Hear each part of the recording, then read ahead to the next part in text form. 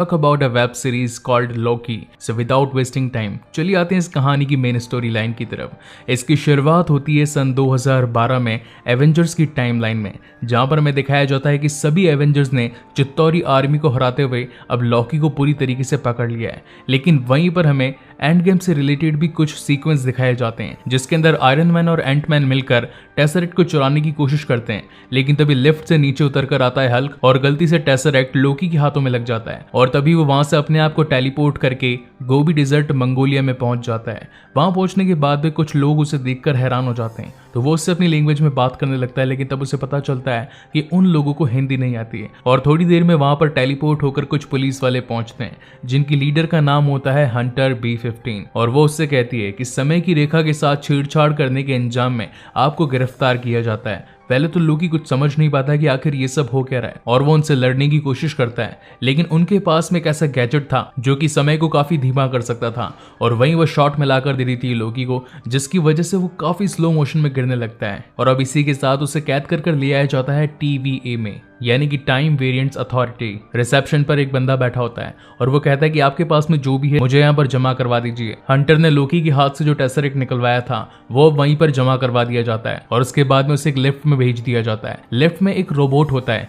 जो उसे देखकर उसे छूने की कोशिश करता है, तो लोकी उसे कहता है कि मुझे छूने की कोशिश मत करना, ये एक काफी महंगी एसगार्डियन पोशाक है। लेकिन तभी वो कंप्यूटर अपनी लेजर लाइट से उसकी पूरी पोशाक को जला देता है और वहीं पर उसे टीविया की एक नई पोशाक दे देता है। वहां से नीचे पहुंच जाने के बाद में उसने आज तक जो भी गुनाह किए थे या जो भी कुछ चीज बोली थी उन सभी बातों का कच्चा चिट्ठा एक नीचे अकाउंटेंट बैठकर लिख रहा था और तभी वो उसे कहता है कि आपने जो भी चीजें बोली उन पर साइन करिए ताकि आप वेरीफाइड कहलाएंगे। तो वो उसे कहता है कि ये क्या मजाक है और तभी वो उसे एक और पेपर निकाल कर देता है और कहता है कि आपको इस पर भी साइन करना है। अब हालांकि वहां पर लोकी ये सारे पेपर साइन करता है या नहीं करता, ये सीन वहां पर काट दिया गया है। इसके बाद में लॉकी एक और नए चेंबर में पहुंचता है जहां पर उसे पूछा जाता है कि आप बताइए कि क्या आप रोबोट हैं, और वो ऐसा कहता है कि मैं रोबोट तो नहीं हूं, क्योंकि अगर कोई भी रोबोट इस सेक्शन को पार करने की कोशिश करेगा तो वहीं पर जलकर भस्म होकर मर जाएगा। लेकिन वो रोबोट नहीं था, इसलिए वहां से निकल जाता है। इसके बाद में हमें एक बहुत ही बड़ा सा एक लॉबी दिखाई जाती है जहां पर अंदर एंटर होने के लिए एक टिकट लेना पड़ता है। वहीं पर एक शख्स और मौजूद था जो कि बिना टिकट लिए आगे पहुंच जाता है। लेकिन तभी वहां पर आगे पुलिस वाले उससे पहुंचने पर पूछते हैं कि क्या तुम्हारे पास में टिकट है, और वो इंसान कहता है कि नहीं, मेरे पास तो कोई टिकट नहीं है, और उसे वहीं पर अपने डंडे की नोक से भस्म कर दिया जाता है। इस बात को देखकर लोकी कहता है कि हाँ भाई, मेरे पास तो टिकट है। और वहीं पर टीवी में एक शो चलना शुरू हो जाता है जिसे प्रेजेंट करने के लिए आई होती है मिस मिनट, और वो बताती है कि आज से हजारों साल पहले ब्रह्मांड में हर जगह बस तबाही मची हुई थी। सारे देश, सारी दुनिया और यहाँ तक कि सारी जाति प्रजाति आपस में लड़ा करती थी और इसी वजह से समय की अलग अलग रेखाएं बन गई। इस वजह से समय के रक्षकों ने उन सभी रेखाओं को एक लय में बांध दिया। अगर आपने इन्फिनिटी वॉर का गुरुमा वाला सीन देखा था जहां पर हल्क ने टाइम स्टोन गुरुमा से मांगने की कोशिश करी थी, तो गुरुमा ने भी यही बताया था कि समय एक धारा में चलता है। अगर तुम इसमें से एक भी हीरा निकालोगे, यानी कि एक भी मणि निकालोगे, तो समय की धाराएं अलग अलग हो जाएगी और उसे वापस से समेटना काफी मुश्किल हो जाएगा। तो यही सेम चीज हमें यहाँ पर भी बताई गई है और साथ ही हमें यह भी पता चलता है कि इस पूरी दुनिया के अंदर ऐसी कई सारी टाइमलाइन है जिनकी मल्टीवर्स कहा गया है, और जो लोग अपने समय की रेखा के साथ में छेड़छाड़ करते हैं, यानी कि समय में आगे पीछे जाते हैं, उन्हें वेरिएंट्स कहा जाता है। और उन्हीं वेरिएंट्स को वापस से अपनी टाइमलाइन में पहुंचाने का काम हमारी ये पुलिस करती है, जिन्हें कि मिनट मैन कहा गया है। वहीं दूसरी ओर सीन शिफ्ट होता है एक्स प्रोवेंस फ्रांस में 1549 में, जहां पर इस कहानी का एक और कैरेक्टर जिसका नाम है मोबियस वहां पर पहुंचकर कुछ तहकीकात करने लगता है और तभी वहां से एक छोटी सी लड़की भागती है। तो मोबियस उसे रोकता है और कहता है, एफी के चुकोने से यहाँ कैस के पास से, यानी कि क्या तुम जानती हो कि यहाँ पर क्या हो रहा है। ये सारी लैंग्वेज फ्रेंच थी and as you know that तुम्हारा भाई तो फ्रेंच, स्पेनिश और मैंड्रिन लैंग्वेज का एक्सपर्ट है। वहीं उसका पीछे वाला पुलिस उसे कहता है कि उसके पास में मत जाइए कि क्या पता वो कोई कातिल हो, मगर तब मोबियस उसे कहता है कि नहीं, मुझे उससे बात करने दो, क्या पता उसके बारे में उसे कुछ पता हो।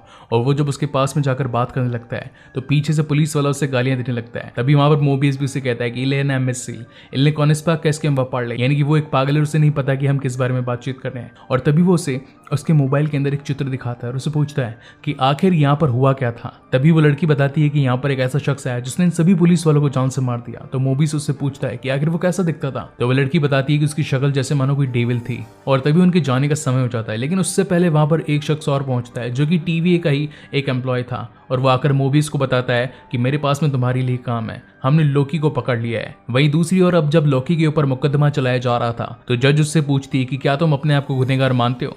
तो लोकी कहता है कि आप लोग मुझे क्यों गुनहगार ठहरा रहे हैं? आखिर समय की चोरी मैंने नहीं की, समय की चोरी तो उस टोनी स्टार्क ने करी, क्योंकि उसी ने अनंत मणियों को खोजने के लिए समय में आगे पीछे का टाइम सेट किया। मैं तो बस खाली वहां से निकल कर आया था। तब वहां पर वो जज कहती है कि वो तो एक विधि का विधान कर रहा था, उसने जो किया वो इस समय के लोगों को बचाने के लिए किया, मगर तुमने उसका साथ नहीं दिया। तुमने तो बस वहां से बचकर निकलने की, भागने की कोशिश करी, जिसमें तुमने समय रेखा को तोड़ा और साथ ही इस पूरे टाइमलाइन के अंदर काफी सारे मल्टीवर्स क्रिएट कर दिए। इसलिए अगर तुम अपना गुनाह मानते हो तो हाँ करो, वरना मुझे कुछ और कदम उठाने पड़ेंगे। और तभी वहां पर लोकी अपनी शक्तियों का इस्तेमाल करने की कोशिश करता है, मगर वो कर ही नहीं पाता।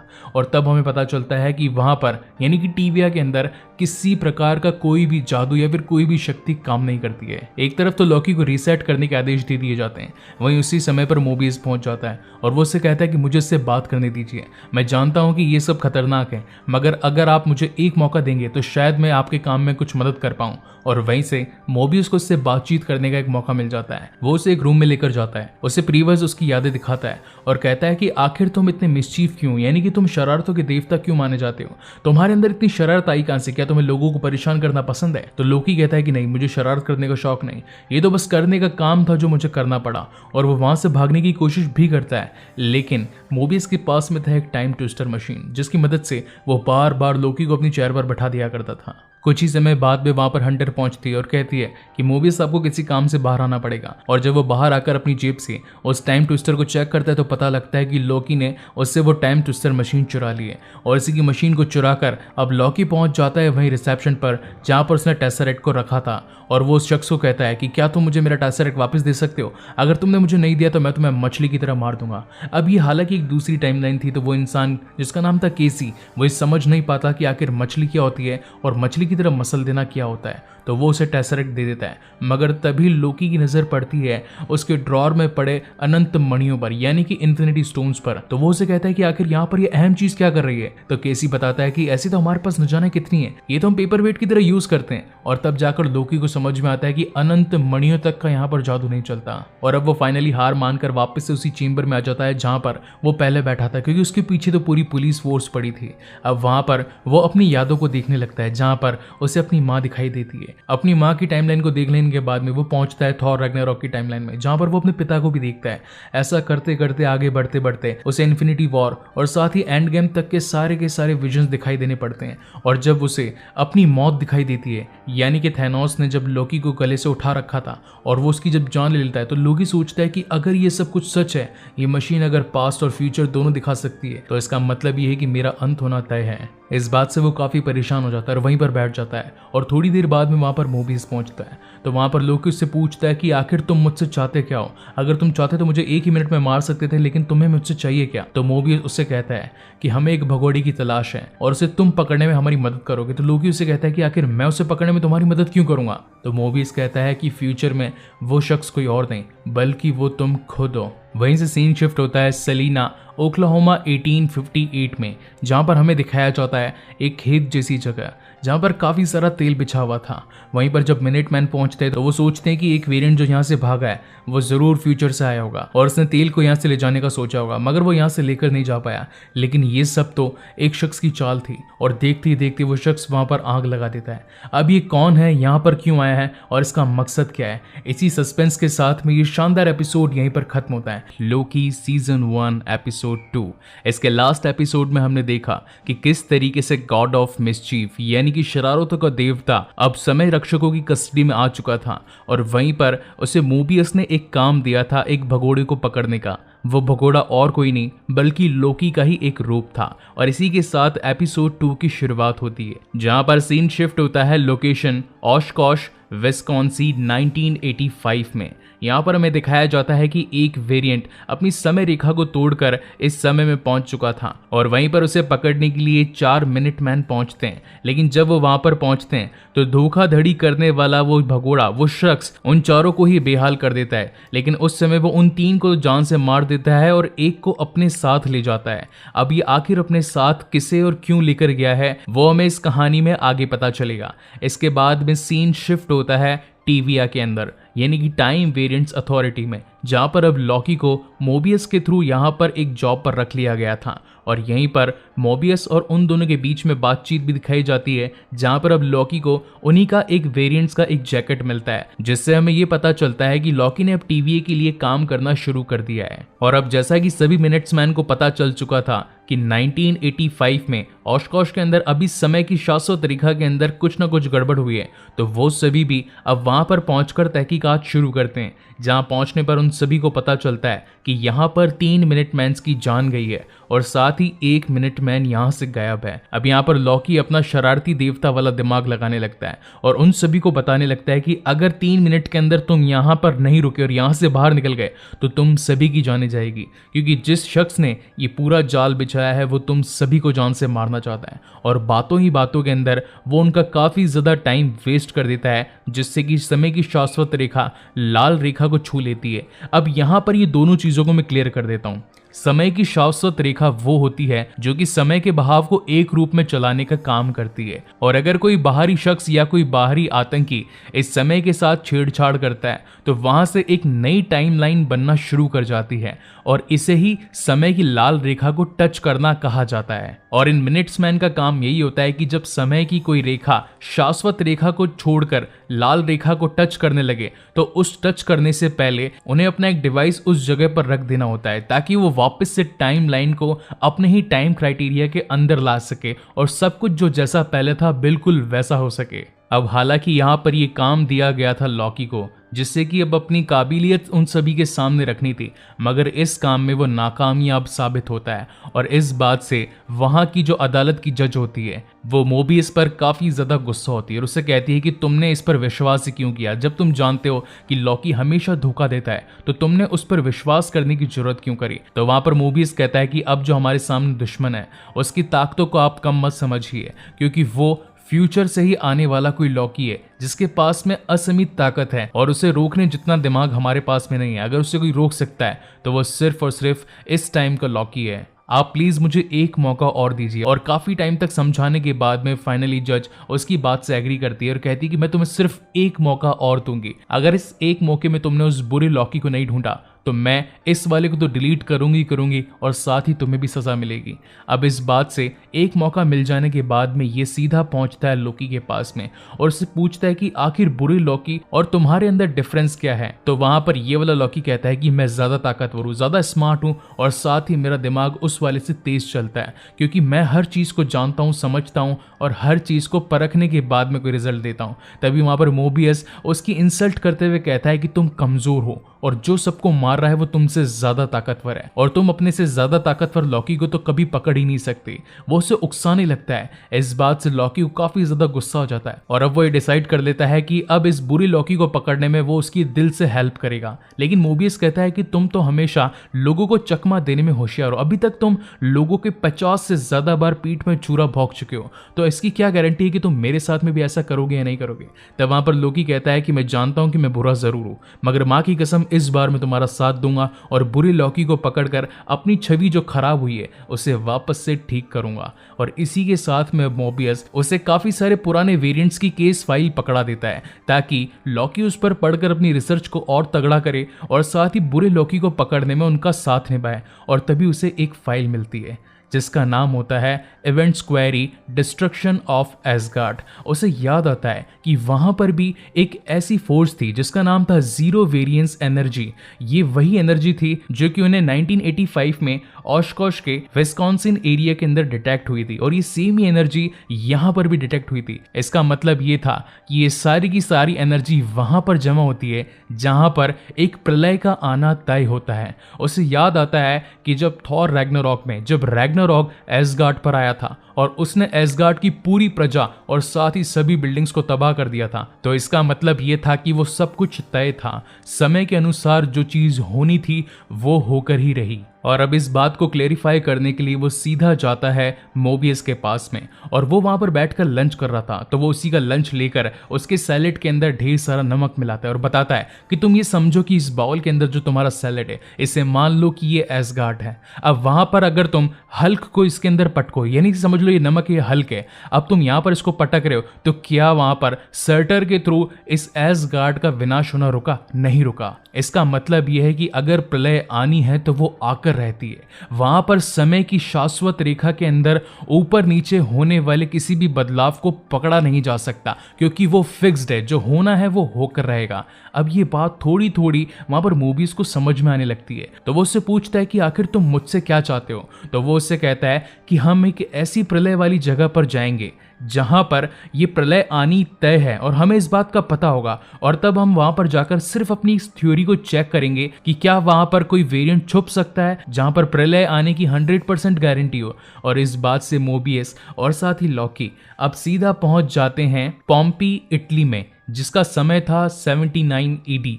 और यहाँ पर इन्हें पहले से ही पता था कि थोड़ी ही देर के अंदर अब प्रलय आने वाला है, और ये दोनों भी टाइम ट्रैवल करके यहाँ पर आए थे। लेकिन इनके यहाँ पर आने से समय की शाश्वत रेखा में कोई भी प्रकार का बदलाव नहीं देखा गया, और तभी वहां पर प्रलय भी आ गई। इसका मतलब लॉकी ने जो थ्योरी रखी थी वो बिल्कुल सही थी, यानी कि अगर कोई वेरिएंट अपनी समय रेखा को तोड़कर ऐसी किसी टाइम में पहुंचता है जहां पर प्रलय बस आने ही वाली है, तो पुलिस यानी कि जो मिनटमैन्स हैं उन्हें उसकी लोकेशन का कभी भी पता नहीं चलेगा कि आखिर वो वेरिएंट्स हम सबको मारकर या फिर कोई जगह पर नुकसान पहुंचाकर किस लोकेशन पर पहुंचा है। वहां से वापस आ जाने के बाद में अब यहाँ पर मोबियस की बत्ती जलती है और उसे याद आता है कि एक टाइम पहले जब वो फ्रांस के अंदर ऐसे ही एक समय रेखा के बदलाव वाले वेरिएंट्स पर पहुंचे थे, मौका वारदात पर उन्हें एक च्युइंगम मिली थी। उस च्युइंगम का नाम था कैबलोई ब्लूबेरी च्युइंगम। और जब वो उसे देखता है तो उसे याद आता है कि ये च्युइंगम तो 1945 से सन 2080 तक के बीच में बेची जाती थी, वो भी अर्थ पर, यानी कि गैलेक्सी के पृथ्वी ग्रह पर। और तब वो दोनों मिलकर 1950 से लेकर 2080 के बीच में जितनी भी इस पृथ्वी पर प्रलय आई होती है, अब चाहे तो वो कोई भूकंप हो, चाहे कोई बादल से बिजली का कड़कना हो, या फिर कोई सुनामी हो, वो दोनों मिलकर सभी उन पहलुओं पर अपनी कड़ी नजर रखते हैं। और तभी वहां पर लॉकी को एक जगह मिल जाती है जिसका नाम होता है हेवन हिल्स, एल्बामा, सन 2050। और इसी बात की तहकीकात करने के लिए कि वहां पर वेरिएंट है या नहीं, अब ये पूरी टीम एल्बामा में जाने के लिए तैयार हो जाती है। उन सभी के तैयार हो जाने के बाद में हंटर B-15 उन सभी को बताती है कि हमारा जिससे सामना होने वाला है वो काफ़ी ज़्यादा ताकतवर है, वो हर वक्त अपना रूप बदल सकता है और किसी को भी अपने वश में कर सकता है, इसलिए काफ़ी सतर्क रहना, तैयार रहना और लड़ने के लिए हर वक्त रेडी रहना। लॉकी कहता है कि क्या मुझे भी कोई हथियार मिलेगा, लेकिन B-15 उसे कोई हथियार देने से मना कर देती है। और इसके बाद में अब वो पहुंच जाते हैं हेवन हिल्स, एल्बामा में 2050 की टाइमलाइन में, जहां पर वो सभी पहुंचते हैं रॉक्सकार्ट स्टोर में। ये स्टोर काफ़ी बड़ा होता है, लाइक अ शॉपिंग मॉल। और वहां पर पहुंचने के बाद में हर कोई अलग अलग लोकेशन में जाकर उस वेरिएंट को ढूंढने की कोशिश करता है। और तभी वहां पर लॉकी के सामने बुरा लॉकी आ जाता है और वो उससे बातचीत करता है। वो उससे कहता है कि आखिर तुम बुरे क्यों हो और यहाँ पर क्यों हो, और आखिर चाहते क्या हो, इन सभी चीज़ों के करने के पीछे तुम्हारा मेन रीज़न क्या है। तो वो वहाँ पर हंसने लगता है और एक के बाद एक रूप चेंज करने लगता है और उससे कहता है कि जो मैं सोच रहा हूँ, जो मैं करना चाहता हूँ, वो तुम्हारी सोच से कई ज़्यादा है, तुम उसे कभी समझ नहीं पाओगे। तो लॉकी कहता है कि मैं जानता हूँ कि तुम काफ़ी ज़्यादा खतरनाक हो, मगर तुम मेरे काम आ सकते हो। मैं जानता हूँ कि मैं तुमसे ज़्यादा ताकतवर हूँ और एक टाइम पर मैं समय रक्षकों से बात करके उनसे उनकी गद्दी ही छीन लूँगा, और उसके बाद में जब मैं खुद एक समय रक्षक बन जाऊँगा, जब ये पूरी गैलेक्सी मेरी हो जाएगी, तो मुझे अपने एक सेनापति की तो ज़रूरत पड़ेगी। तो मैं चाहता हूँ कि क्यों ना वो सेनापति तुम बन जाओ। लेकिन इन सभी बातों से उस बुरे लॉकी पर तो कोई असर ही नहीं पड़ रहा था, क्योंकि वो तो खुद उन सभी का टाइम वेस्ट करना चाहता था। और यहाँ पे इस कहानी का एक बहुत ही बड़ा प्लॉट रिवील होता है। बुरा लॉकी जब भी किसी मिनटमैन को मारता था तो वहां पर उनका वो टाइम डिवाइस चुराकर अपने साथ ले आया करता था, और यहाँ पर अब उसके पास में करीब 50 से ज़्यादा टाइम डिवाइसेस पड़े थे और उन्हें वो एक ही टाइम पर चला देता है, जिसकी वजह से समय की शाश्वत रेखा 50 से ज़्यादा भागों में विभाजित हो जाती है, यानी कि मोर देन 50 लाइंस में डिवाइड हो जाती है, जिससे कि अब हर कोई हक्का बक्का हो जाता है। और वहां पर अब बुरा लॉकी अपना असली फेस रिवील करता है, जो कि और कोई नहीं बल्कि खुद एक फीमेल लॉकी होती है। अब हालांकि लॉकी उसे यहाँ पर पकड़ना तो चाहता था, लेकिन वो ये बात भी जानना चाहता था कि आखिर मेल लॉकी फीमेल लॉकी में कैसे बदल गया, और इसी बात को जानने के लिए अब वो उसके साथ निकल जाता है। वहीं पर उसका पीछा करते हुए जब तक वहां पर मूवीज पहुंचता तब तक वो वहां से निकल चुका था। और इसी सस्पेंस के साथ में गाइज ये एपिसोड यहीं पर खत्म होता है। एपिसोड 3 के बारे में बात करने जा रहे हैं। इसके लास्ट एपिसोड में हमने देखा कि किस तरीके से फीमेल लोकी ने अब अपना फेस रिवील कर दिया होता है, और साथ ही अब ये सभी मिनटमैन्स की नजरों से बचकर वहां की लोकेशन से भागकर सीधा पहुंच जाती है TVA की मेन लोकेशन पर। और इसी के साथ इस एपिसोड की शुरुआत होती है। इसके स्टार्टिंग में हमें दिखाया जाता है कि जिस मिनटमैन को लास्ट टाइम इस फीमेल लोकी ने अपनी कस्टडी में लिया था, अब ये दोनों ही यहाँ पर एक रेस्टोरेंट में बैठकर आपस में बातचीत कर रहे थे। और बातों ही बातों में ये फीमेल लोकी अब उससे पूछताछ करने लगती है कि आखिर समय रक्षकों के लिए कितने रक्षक तैनात किए गए हैं। लेकिन जैसे ये बात उस सामने वाली मिनटमैन को समझ में आती है तो एकदम से वहां की लोकेशन चेंज हो जाती है और ये किसी दूसरे रेस्टोरेंट में पहुंच जाते हैं। और अगेन वहां पर फीमेल लोकी अपनी बातों में उसे फंसाकर वापस से सेम ही क्वेश्चन रिपीट करती है कि समय रक्षकों के आसपास कितने सिपाही तैनात हैं। लेकिन अब हमें यहाँ पे पता चलता है कि ये सारा कुछ इल्यूजन क्रिएट कर रखा होता है फीमेल लोकी की तरफ से, जो कि मिनटमैन के पूरे दिमाग में उसने बैठा कर रखा था। ये सब कुछ तब चल रहा था जिस टाइम पर ओरिजिनल लोकी सभी TVA की टीम के साथ में रॉक्सकार्ट के शॉपिंग मॉल में पहुंचा था। और अब यहाँ पर कहानी दिखाई जाती है प्रेजेंट टाइम में, जहां पर फीमेल लोकी और साथ ही मेल लोकी ये दोनों पहुंच जाते हैं TVA के मेन हेडक्वार्टर्स में। और वहां पर पहुंचकर अपनी चालाकी और तेज फुर्ती के साथ में वहां पर मौजूद सभी सिपाहियों को हराते हुए समय रक्षकों के पास में जाने की कोशिश करते हैं। लेकिन इसी बीच वहां पर उनकी मेन जज भी पहुंच जाती है, और जैसे वो उनको मारने वाली होती है तभी वहां पर मेन लोकी उनके एक टैम्पैड का इस्तेमाल करके वहां से उन दोनों को ही टेलीपोर्ट करके लेमेंटिस 1 पर पहुंच जाता है, जिसका टाइम फ्रेम होता है सन 2077 का, यानी कि 2077।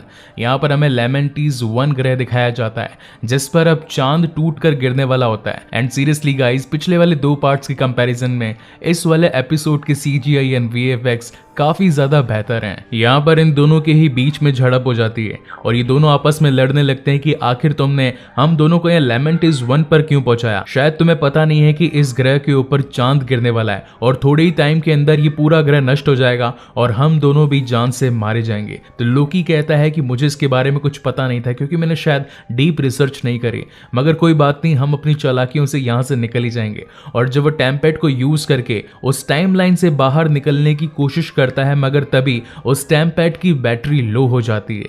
और तब वहां पर फीमेल लोकी कहती है कि क्या तुम्हें इसे चार्ज करना आता है, इसे बिजली की जरूरत पड़ती है, ये किसी बैटरी वगैरह से नहीं चलता। और अब बिजली की तलाश में ये दोनों उसी ग्रह के अंदर लोकल लोगों के पास में पहुंचते हैं। मगर जब वो वहां पर पहुंचते हैं तो देखते हैं कि वो पूरा का पूरा ग्रह, वो पूरा का पूरा शहर वहां से खाली हो चुका है। सारी जनता वहां से कहीं दूर जा रही है और तभी उन्हें एक छोटा सा घर दिखाई पड़ता है। वो दोनों ही उस घर की ओर आगे बढ़ने लगते हैं और बातों ही बातों में वो वहां पर अपना नाम सिल्वी भी बताती है। अब यहाँ पर सिल्वी उस घर के अंदर पहुंचकर उसका दरवाजा तोड़कर वहां के घर की बिजली का यूज करने वाली थी, लेकिन वहीं पर एक औरत बैठी थी जिसके पास में गन थी, वो उसे शूट कर देती है। तब वहां पर लोकी हंसते हुए कहता है कि मोहतरमा, आप हम पर शूट मत कीजिए क्योंकि हम आपको नुकसान नहीं पहुंचाने वाले हैं, हम तो बस सिर्फ आपकी थोड़ी सी मदद चाहते हैं। वहीं पर लोकी को उसके घर के अंदर उसके पुराने पति की तस्वीर दिखाई पड़ती है, तो वो उसी का रूप बनाकर उसके सामने आकर कहता है कि मेरी जान, मैं तुमसे काफी ज्यादा प्यार करता हूँ। लेकिन उसकी ये अटखलियां, उसकी ये चालाकियां भी उस औरत को पागल नहीं बना पाती, वो उस पर भी शूट कर देती है। अब दोनों यहाँ पर आकर उससे कहते हैं कि हम जानते हैं कि हमने आपके घर पर आकर आपके साथ बदसलूकी की, हमें ऐसा नहीं करना चाहिए था, मगर क्या करें, हमें आपके घर से थोड़ी सी बिजली की जरूरत है।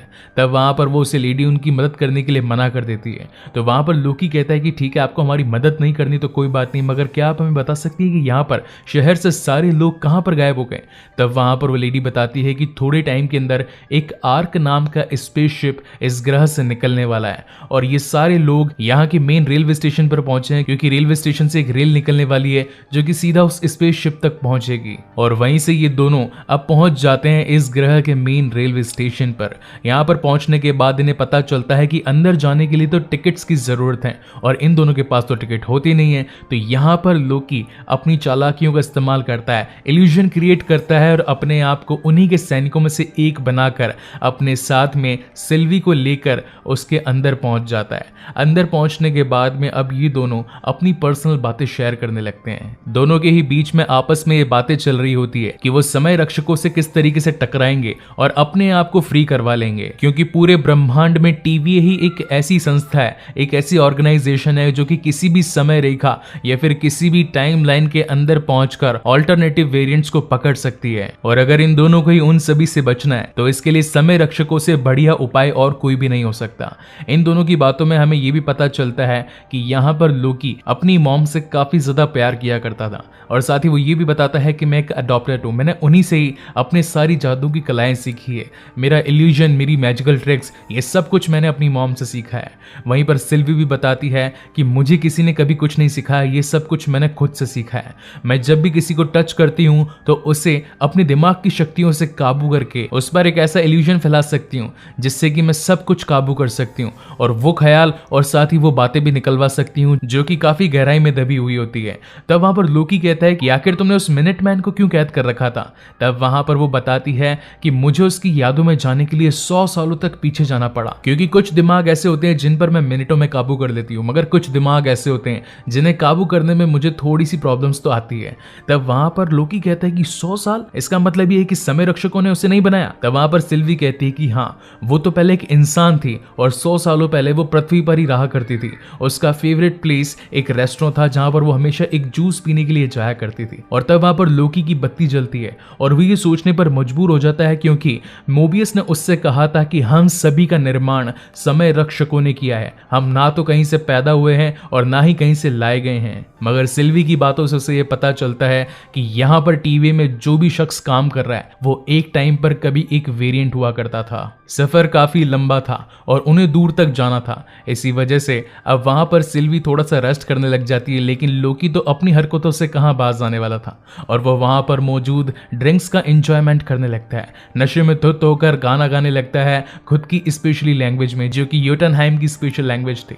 और वहां पर सभी लोग उसका गाना सुनकर नाचने लगते हैं, खुशी का माहौल हो जाता है। मगर इसी बीच वो अपनी असली पोशाक में आ जाता है। तब वहां पर सिल्वी उससे कहती है कि आखिर तुम्हारी ड्रेस कहाँ है, जिस ड्रेस के अंदर तुम यहाँ पर आए थे, अगर इस ड्रेस में नहीं रहोगे तो लोग तुम्हें पकड़ लेंगे। और ऐसा होता भी है। थोड़ी ही देर में वहां पर उसी ग्रह के पुलिस वाले पहुंच जाते हैं जिनसे थोड़ी देर पहले उनका सामना हुआ था, और वहां पर एक धड़ाधड़ फाइट स्टार्ट हो जाती है। एक तरफ तो मेल लोकी उन सब की बैंड बजा रहा था, वहां पर फीमेल लोकी उन सभी को धूल चटा रही थी। लेकिन एक मोमेंट ऐसा आता है जब वो सभी मिलकर खिड़की से मेन लोकी को बाहर फेंक देते हैं, और सिल्वी को याद आता है कि टेम्पेट तो उसी के पास में है। अब वो भी फटाफट से उसके पास पहुंचती है, क्योंकि वो जानती थी कि जब तक टेम्पेट हमारे पास में नहीं आएगा हम किसी और जगह पर टेलीपोर्ट नहीं हो सकते हैं। ट्रेन से उतर जाने के बाद में अब ये दोनों काफी ज्यादा हैरान परेशान हो जाते हैं, और फिर सिल्वी उससे कहती है कि अब तुम टेम्पेट मुझे दे दो, अगर तुमने अभी भी कोई चालाकी करी तो मैं तुम्हें जान से मार दूंगी। तो लोकी फाइनली अब उसे वो टेम्पेट देता है, लेकिन तब तक हमें पता चलता है कि उस टेम्पेट की हालत काफी ज्यादा खराब हो चुकी थी। उसकी हालत इतनी चकनाचूर हो चुकी थी इस फाइटिंग की वजह से कि वो पूरी तरीके से खराब हो जाता है। अब इनके पास में टेलीपोर्ट होकर यहां से जाने का कोई भी रास्ता नहीं था, क्योंकि ये लोग जानते थे कि कुछ ही समय के बाद में अब यहां पर एक बहुत ही बड़ा चांद टकराने वाला है और ये पूरा ग्रह नष्ट होने वाला है। तो हमें जितना जल्दी हो सके फटाफट आर्क रॉकेट पर पहुंचना ही होगा। और ये वहां से अपना सफर पैदल चलकर करना शुरू कर देते हैं, और धीरे धीरे चलते चलते अब ये उस मोमेंट उस जगह पर पहुंच जाते हैं जहां पर रॉकेट लॉन्च होने ही वाला होता है। यहां पहुंचने पर वो देखते हैं कि उस रॉकेट के अंदर सिर्फ और सिर्फ अमीर लोग ही जा रहे हैं, और गरीब लोग जिनके पास में टिकट का पैसा नहीं था वो सभी वहां पर नीचे खड़े होकर झगड़े और दंगे फसाद करने लगते हैं। वहां की पुलिस भी उन्हें रोकने लगती है कि आप सभी को बिना टिकट के उस रॉकेट में जाने की परमिशन नहीं है। तो इसी वजह से उन गरीब लोगों में और पुलिस वालों में जंग छिड़ जाती है। एक तरफ तो यहाँ पर पुलिस वाले उन सभी को मार रहे होते हैं, वहीं दूसरी ओर अब लोकी और साथ ही सिल्वी उस स्पेसशिप में बैठकर उसे हैक करके वहां से निकल जाने की प्लानिंग बनाते हैं, और उन सभी पुलिस वालों से टकराकर उनसे बचते हुए निकलने की कोशिश करते हैं। एंड सीरियसली गाइज, यहाँ पर भी हमें इस कहानी के सबसे बेटर CGI एंड VFX दिखाए जाते हैं। और इसके म्यूजिक के बारे में तो क्या ही कहना। मैं चाहता हूँ कि आप एक बार ये सारा एक्सपीरियंस खुद डिज्नी हॉटस्टार पर करें। एक तरफ तो ये लोग अपनी भागनाची के अंदर उस रॉकेट तक पहुंचने की कोशिश करते हैं, मगर उस समय तक टोटल 12 घंटे बीत जाते हैं, जो कि कयामत का समय होता है। और ये वो समय होता है जब चांद इस ग्रह से टकराने वाला होता है। और इसी सीन के बीच में हम देखते हैं कि वहां से कुछ उल्का पिंड आकर तेज गति से उसी रॉकेट से टकरा जाते हैं, जो कि इस ग्रह से निकलने की आखिरी उम्मीद होता है। और अब इनकी लास्ट उम्मीद पर भी पानी फिर जाता है। और इसी सस्पेंस के साथ में ये शानदार एपिसोड यहीं पर खत्म होता है। आज हम इसके 4th एपिसोड को एक्सप्लेन करने वाले हैं। इसके लास्ट एपिसोड में हमने देखा कि किस तरीके से अब ये पूरा का पूरा टीवी है जो कि हर चीज पर नजर रखता है, उसकी नजर लोकी पर भी होती है। और वहीं पर लोकी अब अपनी जान को बचाने के लिए सिल्वी के साथ में लेमेंटिस 1 पर पहुंच जाता है, जहां पर वो ग्रह खत्म होने की कगार पर था और उनके 12 घंटे पूरे हो चुके थे। और उसी के साथ इस एपिसोड की शुरुआत होती है, जहां पर स्टार्टिंग में हमें दिखाया जाता है एसगार्ड। वहां पर एक छोटी सी बच्ची अपने खिलौनों के साथ में खेल रही होती है, और तभी वहां पर कुछ मिनटमैन आकर उस बच्ची को वेरिएंट बताते हैं और उनके साथ चलने के लिए कहते हैं। तो वो बच्ची कहती है कि आखिर मैंने किया क्या, आप मेरे साथ ऐसा क्यों कर रहे हो और मुझे कहां पर लेकर जा रहे हैं। मगर वो सभी मिनटमैन उसकी कोई बात नहीं सुनते और उसे पकड़कर सीधा टीवीए के हेडक्वार्टर्स में ले आते हैं। और यहाँ पर हम देखते हैं कि जो इनकी लीडर होती है ये और कोई नहीं बल्कि जज रवोना होती है, और वो बच्ची भी और कोई नहीं बल्कि अपने चाइल्डहुड वाली सिल्वी ही होती है। और जिस तरीके से सारे रूल्स एंड रेगुलेशन के साथ में लोकी को यहाँ पर लेकर आया गया था, वही सारे के सारे रूल्स एंड रेगुलेशंस अब वहां पर सिल्वी के ऊपर भी लागू होते हैं। उसे भी वहां पर पेपर्स पर साइन करना पड़ता है और साथ ही अदालत में पेश होना पड़ता है। मगर वहीं पर वो एक चाल खेल जाती है और जोरदार काट खा जाती है रवोना के हाथ पर, और उसका टैम्पेट लेकर वहां से भाग जाती है। वहीं से सीन शिफ्ट होता है प्रेजेंट टाइम में, जहां पर हमें दिखाई जाती है जज रवोना, जो कि अब अपने तीनों टाइम कीपर्स यानी कि समय रक्षकों के सामने आकर कहती है कि हम जल्द ही उन दोनों वेरिएंट्स को पकड़ लेंगे। वहीं पर अब हमें दिखाया जाता है मोबियस और जज रवोना के बीच का कन्वर्सेशन, जहां पर मोबियस को रवोना काफी डांटती और उसे कहती है कि तुम्हारी बातों में हमें नहीं आना चाहिए था, क्योंकि तुम्हारी वजह से आज ये दोनों वेरिएंट्स फरार हैं। अगर हमने तुम्हारी बात पर भरोसा न करके उसी टाइम अगर लोकी को इरेज कर दिया होता तो आज हमें ये वक्त ना देखना पड़ता। वहीं पर सीन शिफ्ट होता है लेमेंटिस 1 पर, जहां पर अब लोकी और साथ ही सिल्वी दोनों आपस में बैठकर ये बात कर रहे थे कि ये ग्रह अब खत्म होने की कगार पर है। 12 घंटे खत्म होने में अब बस कुछ ही समय बचा है और धीरे धीरे करके ये पूरा ग्रह नष्ट हो जाएगा। और अब जैसा कि इन दोनों को ही पता था कि ये अब इनका आखिरी समय है, तो ये बैठकर अपनी प्रीवियस बातें करने लगते हैं, जिनमें सिल्वी बताती है कि वो काफी छोटी थी जब यहाँ पर उसे लेकर आया गया, मगर उसका कोई कसूर नहीं था, इसलिए वहां पर उसने रवोना का टैम्पेट चुराया और समय के प्रलय वाली जगहों पर भागती और छिपती रही। उसने ऐसी हजारों तबाहियां देखी अपने इस पूरे जीवन काल में, और आज उसका खुद ही का अंत एक प्रलय के आने से होने वाला था। दूसरी ओर टीवीए हेडक्वार्टर्स में अब मोबियस समय रेखा पर अपनी नजर गड़ाए था और ये पता लगाने की कोशिश कर रहा था कि आखिर वो दोनों ही वेरिएंट्स किस टाइमलाइन के किस प्रलय वाले क्षेत्र में होंगे, क्योंकि अगर उन दोनों को नहीं बचाया गया तो उनके फ्यूचर प्लान्स भी खराब हो सकते थे। यहाँ अब लेमेंटिस 1 पर वो सारी तबाहियां, वो सारे ग्रह अब नष्ट होने की कगार पर आ चुके थे और ये दोनों अपने हाथों में हाथ लेकर अपने अंतिम समय का इंतजार कर रहे थे। मगर वहीं हेडक्वार्टर्स में हमें दिखाया जाता है कि प्रलय के आने से थोड़ी देर पहले वहां पर एक रेड कलर की रेखा निकलने लगती है, और तभी इन लोगों को पता चलता है कि वो दोनों वेरिएंट्स लेमेंटिस 1 पर हैं, और इस समय रहते वहां पर पहुंच जाते हैं और उन दोनों को ही अपने साथ में कस्टडी में लेकर यहाँ टीवीए में आ जाते हैं। अब इन दोनों को ही अलग अलग रूम में बिठाकर इनसे पूछताछ करी जाती है। वहां पर लोकी के पास तो पहुंचता है मोबियस, वहीं दूसरी ओर अब सिल्वी के पास में पहुंचती है रवोना। मोबियस आकर लोकी से पूछता है कि आखिर तुमने ये सब क्यों किया, यहाँ से भागने की कोशिश क्यों की? हमने तो तुम्हारा साथ दिया और तुम्हारा भविष्य सुधारने की कोशिश करी, मगर तुमने तो हमारी ही पीठ में छुरा भोंक दिया। अब वहां पर लोकी उसे कुछ बताना नहीं चाहता था, इसी वजह से मोबियस को गुस्सा हो जाता है और वो उसे एक टाइम लूप में फंसा देता है। उस टाइम लूप के अंदर जो भी एक्टिविटीज होती है वो अगेन टू अगेन रिपीट होने लगती है। वहां पर लोकी अपनी पुरानी बेस्ट फ्रेंड सिफ से मिलता है। सिफ उसे वहां पर आकर कहती है कि तुमने मेरे बाल क्यों काटे, तुम्हें इसकी सजा मिलनी चाहिए, तुम नकारा और कमीने किस्म के इंसान हो और वो उसे वहां से मारकर निकल जाती है। और यही सेम चीज अगेन रिपीट होती है। लोकी को वापस से वही डायलॉग सुनने पड़ते हैं और वही जूते अगेन खाने पड़ते हैं। ऐसा 3-4 बार होता है। इससे लोकी काफी ज्यादा परेशान हो जाता है और फाइनली उससे कहता है कि हाँ, मैंने तुम्हारे साथ गलत किया, मुझे ऐसा नहीं करना चाहिए था। मगर तब वहां पर सिर्फ कहती है कि तुम अकेले ही थे और अकेले ही रहोगे, तुम्हारा कभी कुछ नहीं होगा। वो अगेन मारकर उसे वहां से निकल जाती है। अब यहाँ पर सीन शिफ्ट होता है मोबियस और साथ ही रवोना पर, जो कि साथ में बैठकर ड्रिंक कर रहे होते हैं और कह रहे होते हैं कि फाइनली हमने उन दोनों ही वेरिएंट्स को पकड़ लिया और अब तो ये खुशी का माहौल है, जश्न का माहौल है, क्यों ना थोड़ी थोड़ी ड्रिंक हो जाए। और वहीं पर ड्रिंक करते करते वहां पर मोबियस अब रवोना से पूछता है कि आखिर तुमने सिल्वी के साथ में क्या बातचीत करी, मुझे भी उसके बारे में जानना है। और इसके साथ ही मैं C20 के बारे में भी जानना चाहता हूं, क्योंकि हमने लास्ट टाइम जब C20 को देखा था तो उसकी हालत खराब थी। तो वहां पर रवोना कहती है कि वो मारी गई, उसकी हालत नहीं थी कि वो हमें ठीक से जवाब भी दे पाए। ये बात सुनकर मोबियस को काफी दुख होता है और वो उससे कहता है कि आखिर तुमने मुझे सिल्वी की कस्टडी क्यों नहीं दी, क्योंकि मुझे तो उससे भी बातचीत करनी थी। ये दोनों ही लोकी कुछ बड़ा प्लान करने वाले, तो मुझे इसके बारे में पता होना चाहिए था।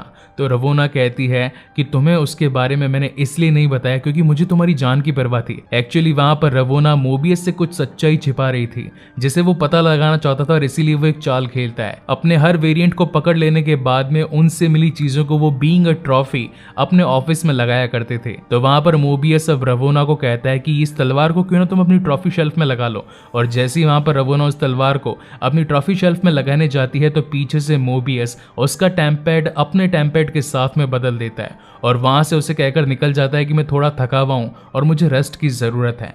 साइड में जाकर जब वो उसका टैंपैड चेक करता है तो उसे C20 की फुटेज मिलती है जिसकी कस्टडी और साथ ही उससे पूछताछ और कोई नहीं बल्कि खुद रवोना कर रही थी और उसे इस बात को कहने पर मजबूर कर रही थी कि तुमने अपनी पास्ट में जाकर क्या क्या देखा। ये सारी बातें जब मोबियस को पता चलती है तो उसे माइंड में क्लिक होता है कि जरूर इनके पीछे कुछ ना कुछ तो इश्यूज हैं।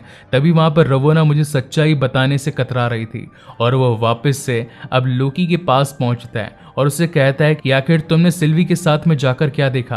तो वहां पर लोकी उसे बताने की कोशिश करता है कि ये टीवीए है जो कि सबसे बड़ा धोखेबाज है। तुम लोग अभी तक ये सोच रहे थे कि टीवीए ने तुम लोगों को बनाया, मगर तुम्हारी खुद की भी कभी कोई लाइफ थी, तुम भी कभी अपनी एक जिंदगी में जिया करते थे। और ये बात सुनने के बाद में अब मोबियस उसका साथ देने के लिए तैयार हो जाता है और ये दोनों अब आगे बढ़ने लगते हैं ताकि वो इसकी और तहकीकात कर सकें। वहीं दूसरी ओर अब जब B-15 सिल्वी उसको पकड़कर लेकर आई थी तो सिल्वी उससे कहा था कि तुम्हारी ये जिंदगी नहीं है और तुम भी यहाँ पर झूठ के बलबूते पर जी रही हो।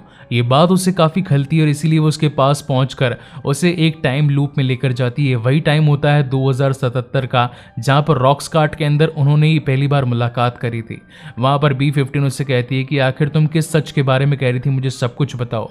तो वहां पर सिल्वी उसके दिमाग पर हाथ रखकर उसे उसकी प्रीवियस यादों में ले जाती है, जहां पर वो अपनी पुरानी यादों, अपनी पुरानी लाइफ, अपने पुराने सभी दोस्तों को देख पाती है और इन सभी चीजों की वजह से वो काफी ज्यादा इमोशनल भी हो जाती है। और तब उसे लगने लगता है कि हाँ, हम सभी को टीवीए ने नहीं बनाया, बल्कि हम सभी भी खुद एक वेरिएंट हुआ करते थे जिन्हें टीवीए ने हमारी लाइफ से निकालकर यहाँ पर कैद कर दिया। यहाँ मोबियस और लोकी जब साथ में निकल रहे होते हैं अपने काम को और भी ज्यादा प्रोग्रेस में डालने के लिए, वहीं पर अब पहुंच जाती है रवोना उनके सामने अपनी टीम के साथ में और कहती है कि शायद तुमने मेरा टैंपैड रख लिया है और अब वक्त आ गया उसे वापस लेने का। तब वहां पर मोबियस उससे कहता है कि मैं जानता हूं रवोना कि तुम कोई ना कोई सच तो मुझसे छिपा रही हो और तुमने मुझसे पूछा था कि अगर तुम्हें किसी समय किसी वक्त में जाने का मौका मिले तो मैं कहाँ जाऊंगा। तो मैं तुम्हें बताना चाहता हूँ कि मैं अपनी पुरानी जिंदगी में जाऊंगा जहां से तुम लोग मुझे पकड़कर लेकर आए हो। और अब जब रवोना को यह बात पता चल चुकी थी कि मोबियस को यहाँ की सच्चाई धीरे धीरे पता लगने लगी है तो वो उसे वहीं पर मिटा देती है और अब रवोना, लोकी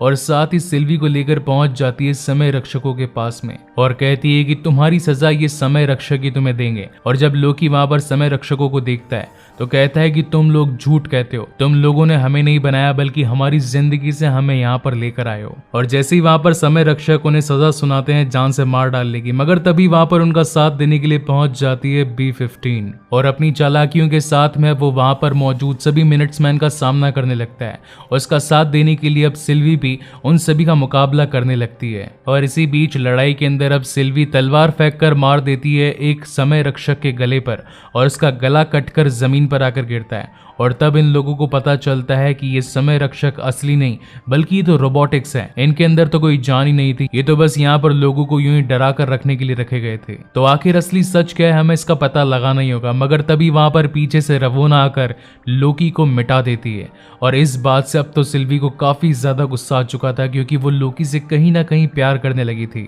इसीलिए अब वो रवोना के सर पर उस मशीन को रखकर कहती है कि अब तुम्हें सब कुछ सच सच बताना ही पड़ेगा कि आखिर इन सब के पीछे सच्चाई क्या है और समय रक्षकों के पीछे की क्या कहानी है। और इसी सस्पेंस के साथ में ये एपिसोड यहीं पर खत्म होता है। लेकिन वहीं पर हमें इसका एक पोस्ट क्रेडिट सीन भी दिखाया जाता है जहां पर लोकी एक जगह पर उठता है और कहता है कि क्या मैं जिंदा हूं, और तभी वहां पर 3 शख्स आकर उसे कहते हैं कि अगर जिंदा रहना है तो हमारे साथ में चलो। आज हम इसके सीजन 1 एपिसोड 5 के बारे में बात करने वाले हैं। इसके लास्ट एपिसोड के अंदर हमने ये देखा कि किस तरीके से सिल्वी ने वहां पर मौजूद समय रक्षकों की मुंडी उड़ाकर वहां की असलियत का पता लगाने की कोशिश करी थी, जिसके अंदर लोकी को अब एक वॉइड में भेज दिया गया था। और इसी के साथ इस एपिसोड की शुरुआत होती है जहां पर हमें टीवीए दिखाया जाता है और वहीं पर सीन जूम होते हुए शिफ्ट होता है फॉर ऑल टाइम ऑलवेज के अंदर। ये वही जगह होती है जहां पर तीनों रोबोटिक समय रक्षक मौजूद होते हैं और वहीं से सीन शिफ्ट होता है वॉइड में, जैसे कि शून्य भी कहा जाता है। और वहां पर लोकी अपने और भी अलग अलग वेरिएंट से मिलता है जिनके अंदर उसके 3 वेरिएंट्स हमें दिखाए जाते हैं।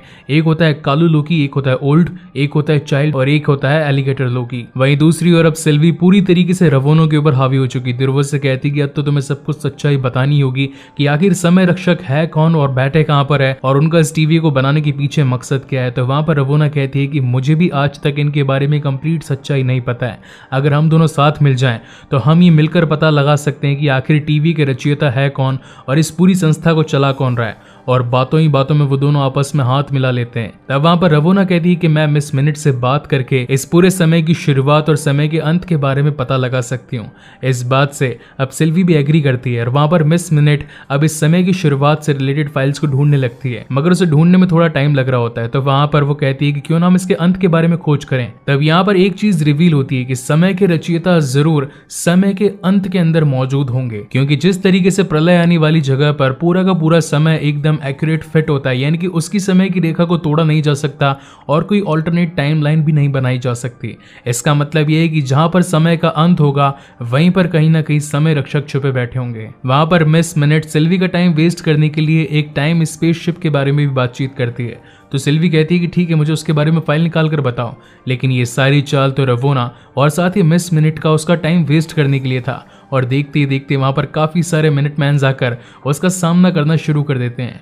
वहीं दूसरी ओर सीन शिफ्ट होता है सभी लोकी के वेरिएंट्स पर, जहां पर मेन लोकी उन सभी को कहता है कि आखिर मैं हूं कहां पर, ये जगह कौन सी है और आप सब लोग यहाँ पर क्या कर रहे हैं। तब वहां पर चाइल्ड लोकी उससे कहता है कि अपना रोना बंद करो, अगर एलॉयथ ने तुम्हारी आवाज सुन ले तो वो तुम्हें जिंदा निकल जाएगा। साथ ही हमें यहाँ पर कटी मुंडी की मुर्गियां भी दिखाई देती है जो कि दिखने में काफी कूल थी। और इसके बाद में ये सभी लोकी अपनी एक सीक्रेट लोकेशन पर पहुंचते हैं जहां पर अंडरग्राउंड में एक सीन भी दिखाया जाता है जिसके अंदर में थॉर का हैमर और फ्रॉग वाला थॉर भी दिखाया जाता है। वहीं दूसरी ओर अब जब सारे मिनटमैन वहां सिल्वी को पकड़ने के लिए पहुंच चुके थे तो सिल्वी कहती है कि या तो तुम मेरा साथ दो और या फिर मैं अपने आप को वॉइड में भिजवा दूंगी। और जब उसके पास में और कोई रास्ता नहीं होता तो वो उन्हीं की छड़ी को अपने आप के ऊपर यूज करके अपने आप को मिटा लेती है और सीधा शून्य में यानी कि वॉइड में पहुंच जाती है। वहीं सीन शिफ्ट होता है सीक्रेट लोकेशन पर जहां पर सारे लोकी मिलकर अपनी प्रीवियस बातों को एक साथ शेयर कर रहे होते हैं। कालू लोकी बताता है कि उसने कैप्टन अमेरिका और साथ ही आयरन मैन को जान से मारकर सत्ता हासिल कर ली। वहीं पर चाइल्ड लोकी कहता है कि मैंने थॉर को जान से मार दिया, इसीलिए मुझे टीवीए ने पकड़कर यहाँ शून्य में भेज दिया।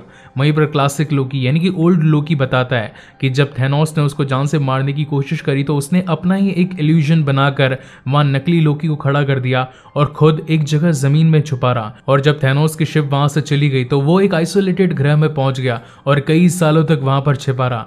मगर जब उसे अपने भाई की याद आई तो वो अपने भाई से मिलने के लिए जैसे इस ग्रह से बाहर निकला तो वहां पर टाइम वेरिएंट्स अथॉरिटी के लोगों ने आकर उसे पकड़ लिया और यहाँ शून्य में मरने के लिए फेंक दिया।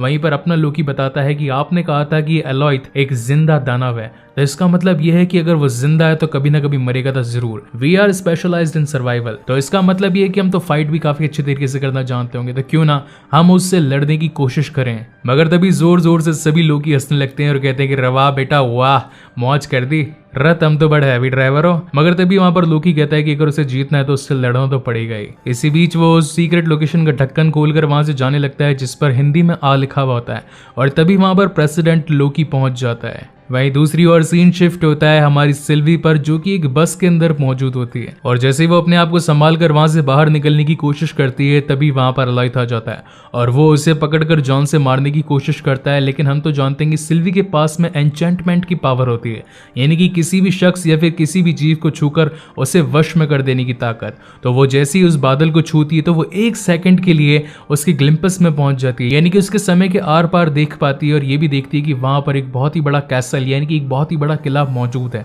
लेकिन इस सब कुछ इतना फास्ट होता है कि वो ज्यादा कुछ रिएक्ट नहीं कर पाती और वहां से भागकर अपनी जान बचाने की कोशिश करती है। इसी बीच हम वहां पर मोबियस की गाड़ी को आता देखते हैं और मोबियस उसे अपनी कार में बैठाकर वहां से निकाल लेता है।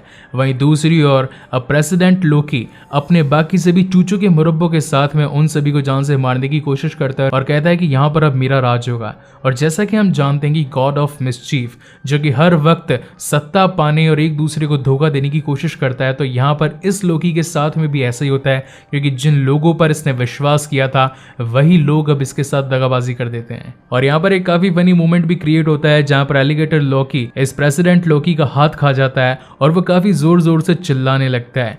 वहीं पर अब बाकी सारे लुटेरों और लोकी के अलग अलग वेरिएंट्स के बीच में लड़ाई हो जाती है, जिसके अंदर ओल्ड लोकी अपने इल्यूजन की पावर की मदद से वहां पर खुद के ही डुप्लीकेट्स बनाकर एक पोर्टल को ओपन करके वहां से उन तीनों को निकलवा लेता है। अब एक तरफ तो सिल्वी और मोबियस उस बड़े से क्लाउड मॉन्स्टर यानी कि उस अलाइथ से जान से बचकर भाग रहे होते हैं, वहीं दूसरी ओर अब ये चारों लोकी उस बड़े से अलाइथ को मारने की कोशिश करते हैं और वो सोचते हैं कि अगर हमें उसके अंदर जाने का मौका मिल जाए तो हम कैसे भी करके उसके सीने से उसका दिल निकाल कर उसे खत्म कर देंगे, इसलिए हमें उसका ध्यान बटाना पड़ेगा। और तभी वहां पर चाइल्ड लोकी अपने एक डिवाइस की मदद से एक बहुत ही बड़ा शिप आंखों के सामने लाकर खड़ा कर देता है। अब जिंदा चीज को देखकर अलाइथ का मन तो उसे खाने के लिए भागता है, और जैसे एलॉयथ वहां पर आता है तो लोकी अपनी स्ट्रेटजीज बताने लगता है कि हम यहां से घुसेंगे वहां से घुसेंगे, मगर 2 सेकंड के अंदर ही एलॉयथ अपना काम करके सभी को खाकर वहां से रफू चक्कर हो जाता है। तो लोकी का प्लान टाएं टाएं फेस हो जाता है और वो कहता है कि लगता है कि हमें थोड़ी सी और प्लानिंग करनी पड़ेगी। वहीं उस वक्त वहां पर अब सिल्वी और मोबियस भी पहुंच जाते हैं और लोकी जैसे ही वहां पर सिल्वी को देखता है तो खुशी के मारे फूला नहीं समाता और उससे गले मिलने के लिए पहुंच जाते हैं और कहता है कि आखिर तुम यहाँ पर कैसे आई, क्या तुम्हें भी मिटा दिया गया? तो वहां पर सिल्वी कहती है कि तुम्हें बचाने के लिए मैंने अपने आप को मिटा दिया। वहीं सीन शिफ्ट होता है अब टीवी के अंदर, जहां पर रवोना पहुंचती है हंटर B-15 के पास में और उसे कहती है कि आखिर तुमने टीवी के साथ में गद्दारी क्यों करी? तो B-15 कहती है कि अगर टीवी है ही क्या, उसने तो खुद हम सभी के साथ में गद्दारी करी है, क्या तुम्हें खुद अपने पास्ट के बारे में पता है? और तब रवोना ये सोच में पड़ जाती है कि जब उसे खुद के पास्ट के बारे में नहीं पता और आखिर ये टीवी बनाया किसने है, इन सभी के बारे में कुछ नहीं पता, तो वो B-15 को क्या भूलेगी।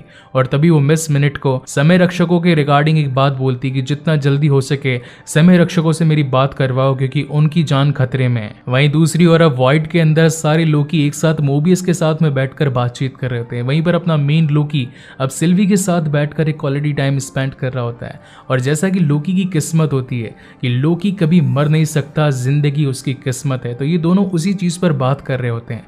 वहीं पर एक तरफ तो मेन लोकी सिल्वी से कहता है कि यहाँ से निकलने के बाद में तुम क्या करोगी? तो सिल्वी उसे कहती है कि सबसे पहले तो मैं यहाँ से बाहर निकलने के बाद में समय रक्षकों को जान से मारूंगी, क्योंकि आज तक मेरी लाइफ में जितनी भी मुसीबतें आई हैं ये सिर्फ और सिर्फ समय रक्षकों की वजह से आई है। और वहीं पर अब मोबियस भी उनका साथ देने के लिए तैयार हो जाता है। वहां पर सिल्वी कहती है कि मेरे पास में एक टैम्पैड है, अगर इसकी मदद से तुम लोग यहाँ से निकलना चाहते हो तो अभी के भी जा सकते हो, और वो अपना टैम्पैड लोकी को दे देती है। मगर लोकी कहता है मुझे तुम पर विश्वास है और मैं कहीं नहीं जाऊंगा। तभी वो टैम्पैड मोबियस को दे देता है और मोबियस उस टैम्पैड का यूज करते हुए दोनों को अलविदा कहकर वहां से निकल जाता है। और अब यहाँ से सिल्वी और मेन लोकी अब उस एलॉयथ को मारने के लिए आगे बढ़ते हैं। वहां पर बाकी बचे हुए ओल्ड, चाइल्ड और एलिगेटर लोकी निकल जाते हैं, लेकिन कहीं ना कहीं ओल्ड लोकी को यह फील होता है कि हमें उनकी मदद करनी चाहिए। अब एक तरफ तो सिल्वी और साथ ही लोकी अपनी एन्चेंटमेंट पावर के साथ में एलॉयथ का ध्यान खींचने की कोशिश करते हैं, वहीं दूसरी ओर अब अपना ओल्ड लोकी अपनी इल्यूजन वाली पावर से एक बहुत ही बड़ा एसगार्ड क्रिएट कर देता है। ये इतना बड़ा इल्यूजन होता है कि एलॉयथ जो कि इन दोनों को मारने आने वाला होता है वो उस एसगार्ड को देखकर उसी पर हमला करना शुरू कर देता है। लेकिन काफी देर हो जाने के बाद में अब ओल्ड लोकी की पावर पावर भी कम होने लगती है और वो इल्यूजन भी धीरे धीरे खत्म होने लगता है। यहाँ लेजेंड लोकी और साथ ही सिल्वी अपनी पूरी ताकत के साथ में एलॉयथ के ऊपर कब्जा करने की कोशिश करते हैं।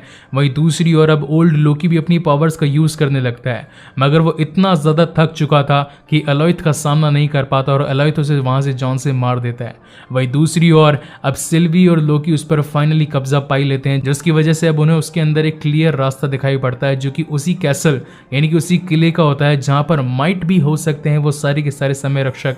और इसी सस्पेंस के साथ में ये शानदार एपिसोड यहीं पर खत्म होता है। आज हम इसके season 1 and the last episode यानी कि 6th एपिसोड के बारे में बात करने वाले हैं। इसके लास्ट एपिसोड में हमने देखा था कि किस तरीके से लोकी और साथ ही सिल्वी ने एलॉयथ को अपने वश में करके उस बड़े से पर्पल बादल के अंदर से उस कैसल यानी कि शून्य के अंत में जाने का रास्ता खोज लिया था, जहां पर वो समय रेखा के क्रिएटर से मिलने के लिए पहुंचने वाले थे। और इसी के साथ इस एपिसोड की शुरुआत होती है। और इसे शुरू करने से पहले मैं आप सभी को एक बात तो ये कहना चाहता हूँ कि अभी तक के जितने भी एपिसोड्स मैंने देखे, पर्सनली गाइज ये मेरा one of the best episode रहा है, क्योंकि इसके अंदर इतना सस्पेंस कूट कूट के भरा है कि आप हर मोमेंट पर सोचने पर मजबूर हो जाएंगे कि फाइनली इसके आगे वाले सीजन्स या फिर आगे आने वाले एपिसोड्स में क्या होगा। सो विदाउट वेस्टिंग टाइम चलिए आते हैं इस कहानी की मेन स्टोरी लाइन की तरफ, जहां पर स्टार्टिंग में हमें दिखाया जाता है हमारा सौर मंडल जो कि जूम होते होते अब पूरे गैलेक्सी की एक झलक दिखलाता है। और वहीं पर हम देख पाते हैं समय की शाश्वत रेखा को, जो कि अभी एक ही धारा में बह रही होती है। और वहीं से सीन शिफ्ट होता है उन्हीं बादलों के अंदर उस कैसल पर, जहां पर अब लोकी और साथ ही सिल्वी पहुंच चुके होते हैं। उन्हें अपने सामने एक काफी बड़ा दरवाजा दिखाई पड़ता है, तो वो सोचते हैं कि लात मारकर तोड़ दें, मगर तभी लोकी कहता है कि क्या पता ऐसा करने पर कोई और बड़ी मुसीबत हमारे सामने आ जाए। मगर जब वो दोनों आपस में बातें कर ही रहे होते हैं तभी ऑटोमेटिकली वहां का दरवाजा खुल जाता है और मिस मिनट आकर उन्हें ग्रीट करती है। ये दोनों ही वहां पर मिस मिनट को देखकर काफी शॉक हो जाते हैं और तभी मिस मिनट उनसे कहती है कि इस समय रेखा की क्रिएटर, जिनका नाम है ही हेरोमेंस, आपका ही इंतजार कर रहे हैं। तो लोकी को लगता है कि ये उनकी एक चाल है, इस वजह से वो उसकी बातों में नहीं आता। मगर तभी वहां पर मिस मिनट कहती है कि क्या हो कि अगर हम आपको आपके टाइमलाइन में वापस भेज दें। हम जानते हैं कि आपने काफी मुसीबत उठाकर इस शून्य को पार करके एलॉयथ को हराकर इस पूरे कैसल में आने की हिम्मत जुटाई है, तो इसके बदले में आप अपनी जिंदगी तो जी ही सकते हैं। तो क्यों ना मैं आपको आपकी टाइमलाइन के अंदर वापस भेज दूं, जहां पर आप न्यूयॉर्क की बैटल में लड़ाई को जीत कर वहां पर राज कर सकते हैं, या फिर सीधा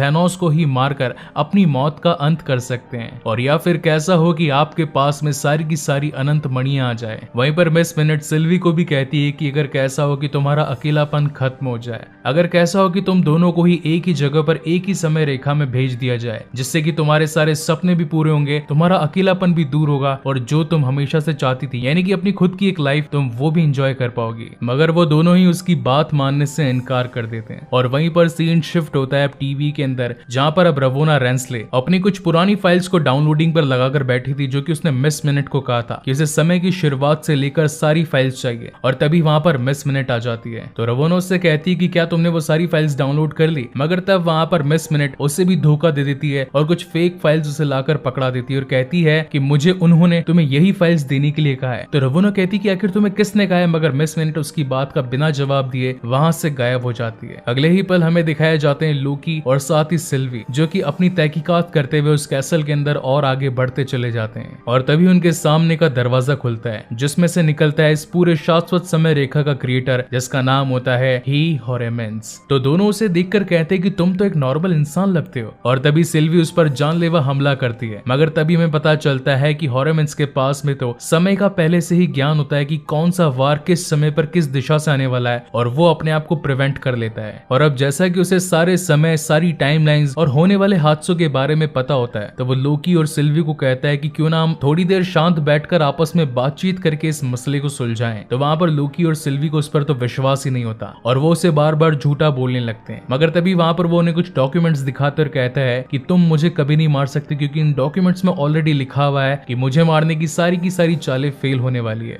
वहीं पर अगेन हमें दिखाया जाता है टीवीए, जहां पर अब रवोना रेंसले के ऑफिस में पहुंच चुका होता है मोबियस। और अब मोबियस के हाथ में वही टैम्पैड होता है, जिसकी वजह से वो उसे खत्म करने ही वाला होता है। मगर तभी रवोना उससे कहती है कि मैं जब तक टीवी की सच्चाई नहीं जानती तब तक तुम मेरा कुछ नहीं बिगाड़ सकते, और यहाँ तक कि अब मैं तुम्हें भी एक टाइम लूप में फंसा दूंगी। मगर तब मोबियस उसे कहता है कि अगर तुम भी इस बात की सच्चाई जानना चाहती हो, मैं भी सच्चाई जानना चाहता हूँ, तो क्यों ना हम दोनों साथ मिलकर काम करें। मगर रवोना उसकी किसी बात का जवाब नहीं देती और वहां से निकल जाती है। वहीं पर मोबियस अपना एक और हुक्म का इक्का निकालता है, जो कि और कोई नहीं, वो वो होती है हंटर B-15 और यहाँ से सीन शिफ्ट होता है सन 2018 में फेरामेंट ओहायो में। यहाँ पर हम देखते हैं कि हंटर B-15 ओहायो स्टेट की एक यूनिवर्सिटी में पहुंचती है, जहाँ पर हमें पता चलता है कि रवोना रेंसली एक टीचर है और वहाँ पर अब टीवी के कुछ पुलिस वाले भी समय रेखा को तोड़ने की वजह से हंटर B-15 को पकड़ने आए होते हैं। तो रवोना उन्हें देखकर कहती है कि आखिर तुम लोग यहाँ पर क्या कर रहे हो, यहाँ स्कूल के अंदर ये सारे नाटक नहीं चलेंगे। अब एक तरफ तो टीवीए का बंदा ये सोचकर हैरान हो जाता है कि आखिर हमारी जज रवोना रेंसले यहाँ पर कैसे है। वहीं पर B-15 अब उसे ही समझाने लगती है कि हम जितने भी लोग हैं हमें समय रक्षकों ने नहीं बनाया, बल्कि उन्होंने तो हमें अगवा करके यानी कि हमारी पर्सनल जिंदगी से हमें उठाकर वहाँ टीवीए में काम करवाना स्टार्ट कर दिया है। यहाँ कैसल में लोकी, सिल्वी और साथ ही हॉरेमेंस के बीच में ये बातें चल रही होती है कि शून्य के आगे ये जो कैसल है इसका सबसे बड़ा क्रिएटर मैं ही हूँ और मैं ही हूँ जिसने अभी तक इन सारे के सारे समय रक्षकों को बनाया और उन तीनों समय रक्षकों ने इस पूरे टीवीए को क्रिएट किया। तुम लोग चाहो तो मैं तुम्हारी मदद कर सकता हूँ। मगर लोकी और साथ ही सिल्वी को तो उसकी जान लेनी थी, क्योंकि ये सारे के सारे हादसे और ये सारी की सारी इंसिडेंट्स सब कुछ इसी हॉरेमेंस की वजह से ही हो रहा था। इसलिए सिल्वी तो इसे जान से मारना ही चाहती थी। मगर तभी वहाँ पर वो अपना एक पास्ट बताता है और बताता है कि युगों पहले, आज से 31वीं सदी के अंदर उसी का एक रूप इंसानी शरीर में था जो कि एक साइंटिस्ट था और उसी साइंटिस्ट ने अपने ग्रह के बारे में पता कर लिया था और ये पता लगा लिया था कि उसी की तरह गैलेक्सीज इस पूरे ब्रह्मांड के अंदर कई सारी है जो कि पैरेलल टाइम में हमारे साथ साथ चल रही है। अब यहाँ पर इसी हॉरेमेंस के कई और वेरिएंट्स यानी कि कई और दूसरे रूप भी होते हैं जो कि अलग अलग टाइमलाइन में, अलग अलग गैलेक्सीज में, अलग अलग ग्रहों में मौजूद होते हैं और उन्हीं में से जब कुछ वेरिएंट्स को यानी कि उसी के रूपों को पता चलता है तो वो उससे मिलने के लिए धरती पर आते हैं। उसे देखकर उसके बालों, नाक, कान, जूते, बाल और साथ ही उसके काम की तारीफ करने लगते हैं और एक मोमेंट ऐसा आता है जब उसके सभी रूपों को ये लगने लगता है कि हम सबसे ज्यादा बेहतर हैं और इस पूरे ब्रह्मांड में सिर्फ और सिर्फ हमारे ग्रह को ही एग्जिस्ट करने का हक होना चाहिए, दूसरे ग्रहों को नष्ट हो जाना चाहिए और इसीलिए अब हर कोई वेरिएंट सिर्फ और सिर्फ अपने प्लेनेट को बचाने और दूसरे प्लेनेट्स को तबाह करने में लग चुका होता है। तो लोकी उससे पूछता है कि आखिर तुम डरते किस बात से हो। तो हॉरेमेंस बताता है कि मुझे लगता है कि शायद मेरा सबसे बड़ा डर मैं खुद ही हूँ, क्योंकि जितना दुष्ट तुम अभी मुझे देख रहे हो तो सोचो अगर मैं यहाँ से चला गया तो मुझसे बड़े और दुष्ट कितने तुम्हारे सामने आएंगे, तुम इसके बारे में अंदाजा तक नहीं लगा सकते।